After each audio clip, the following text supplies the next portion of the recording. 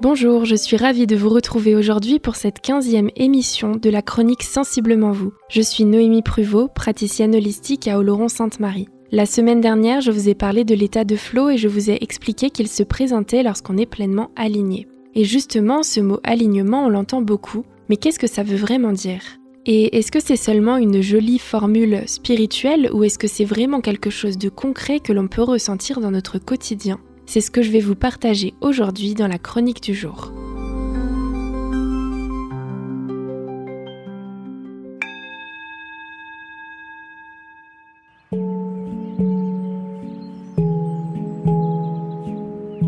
Alors déjà, être aligné, ça veut dire quoi ? On peut le définir simplement comme le fait que nos pensées, nos émotions et nos actions sont accordées entre elles. C'est un peu comme si les différentes parties de nous-mêmes, parfois contradictoires, jouaient enfin la même mélodie. Imaginez un orchestre. Si chaque musicien joue sa partition dans son coin, ça devient vite la cacophonie. Mais quand tout le monde se met au même rythme, quand les instruments s'accordent, alors la musique devient harmonieuse. L'alignement, c'est ça, quand notre tête, notre cœur et notre corps vibrent ensemble.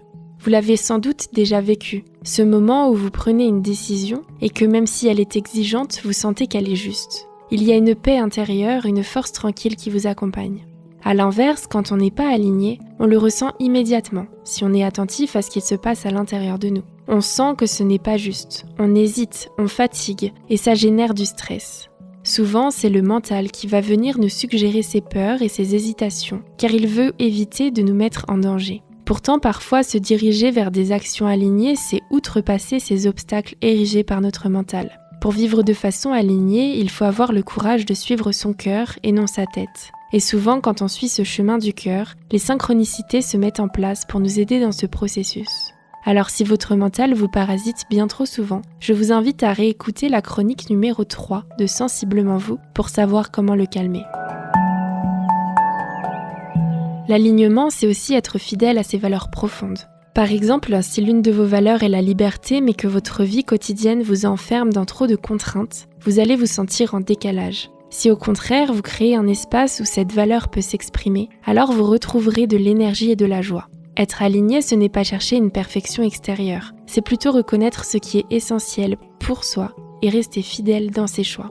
Je voudrais vous donner un exemple personnel d'alignement que j'ai vécu il y a quelques mois et qui, par un enchaînement de hasard de la vie ou de synchronicité, m'a permis d'être ici aujourd'hui pour vous parler à travers ce micro. L'histoire commence en mars 2023, lorsque je commence mon grand voyage européen à bord de mon camping-car. Première destination, l'Espagne. Pour m'y rendre, je fais un arrêt express dans les Pyrénées-Atlantiques et plus précisément dans la ville de Mauléon, où je retrouve mes beaux-parents en visite chez un ami. Nous passons quelques jours et visitons les alentours sans idée préconçue. Après avoir fait réparer notre camping-car, nous partons vers Pau. Sur la route, nous trouvons un grand parking pour le déposer et nous continuons en voiture. Une fois la balade terminée et avant de récupérer le camping-car, nous décidons de visiter la ville. Bien qu'il pleuve, tant qu'à y être, autant faire un tour. Et c'est ainsi que j'ai découvert la ville d'Oloron-Sainte-Marie, au doux parfum de chocolat, pour laquelle j'ai eu un vrai coup de cœur, tant pour la vue montagne que les habitants ou encore l'architecture. Je poursuis mon voyage, les kilomètres s'enchaînent, mais Oloron restera toujours dans ma tête. C'est clairement ici que mon cœur m'envoie, à 840 km de chez moi, dans une région que je ne connais absolument pas et où je ne connais personne. J'aurais pu me laisser embarquer par ces peurs du mental qui me disaient par exemple « Tu ne connais personne là-bas, ça va être compliqué de trouver un emploi dans ta branche. Les logements se font très rares dans cette ville. » Et si ce n'était pas une décision un peu précipitée ? Pourtant, en septembre 2024, je quitte ma famille en région parisienne et j'arrive à Oloron-Sainte-Marie. Pas de job, un logement temporaire en camping. Mais je le sais, je le sens au fond de moi. Je fais le grand saut vers ma nouvelle vie, pour un quotidien plus aligné avec mes envies et ce que je me souhaite pour le futur, avec la nature et les montagnes pour voisines, des habitants au grand cœur et un rythme de vie plus humain. Alors non, je ne dis pas que j'y allais avec la certitude que tout allait bien se passer, mais j'ai réussi à écouter mon cœur. Et 1 an après cette grande décision, je peux vous dire que c'était la bonne. Car en plus d'avoir trouvé un job en seulement 2 jours et un vrai logement en 1 mois, j'ai réussi à commencer le développement de mon activité de praticienne holistique seulement 6 mois après mon arrivée.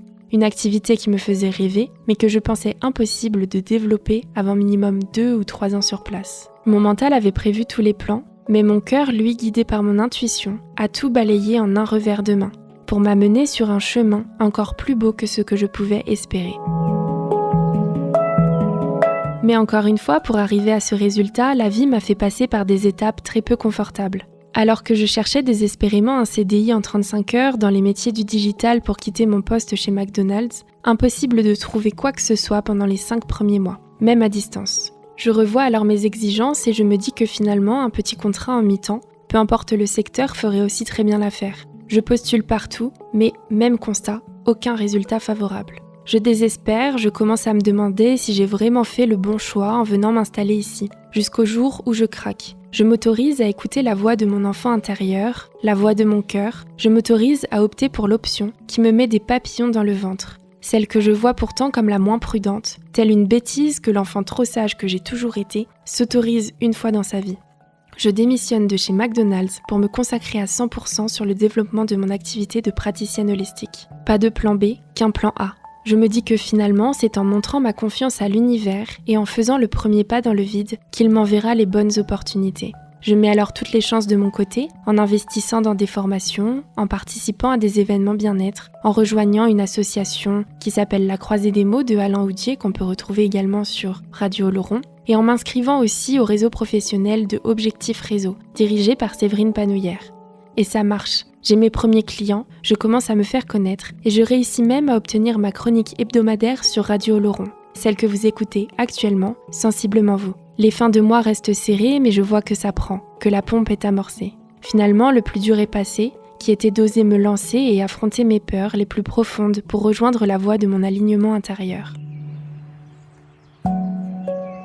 Vous voyez, être aligné, ce n'est pas un état figé une bonne fois pour toutes. C'est un mouvement, une pratique quotidienne. Comme on ajuste une posture en yoga ou qu'on réaccorde une guitare, on ajuste aussi notre vie pour rester au plus près de ce qui nous correspond.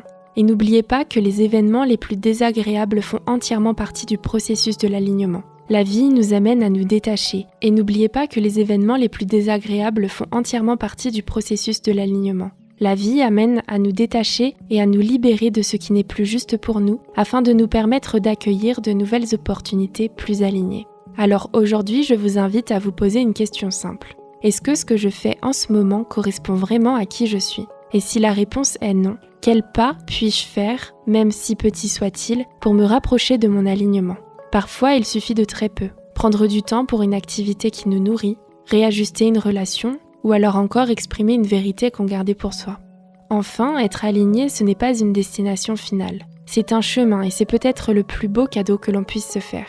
Parce que c'est là, dans cet alignement, que l'on retrouve notre force, notre joie et cette sensation d'habiter pleinement notre vie. Ah oui, j'oubliais. Souvenez-vous que l'univers vous testera toujours avant de vous envoyer ses plus beaux cadeaux. Alors que j'étais pleinement convaincue de ne vouloir qu'un mi-temps, j'ai trouvé l'offre d'emploi en 35 heures dans le digital, parfaite, qui m'aurait fait rêver quelques mois plus tôt. Puis, une fois que je me suis lancée 100% à mon compte, des offres d'emploi à mi-temps me sont arrivées comme par magie. Et c'est dans ces moments-là que vous devez rester complètement aligné à votre décision de cœur, sans laisser le mental vous faire flancher avec ses peurs.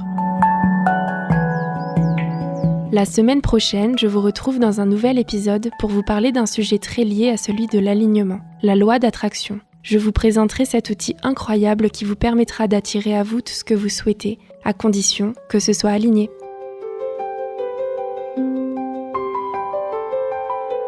C'était Noémie Pruvot dans votre chronique Sensiblement vous, un moment pour vous recentrer et écouter votre intériorité. Merci d'avoir partagé cette parenthèse avec moi. Retrouvez-moi sur les réseaux sociaux où vous pouvez me poser les questions que vous souhaitez que j'aborde dans les prochaines chroniques. Je vous dis à la semaine prochaine pour continuer ensemble ce beau voyage intérieur. Prenez soin de vous, en douceur, en conscience et toujours avec bienveillance.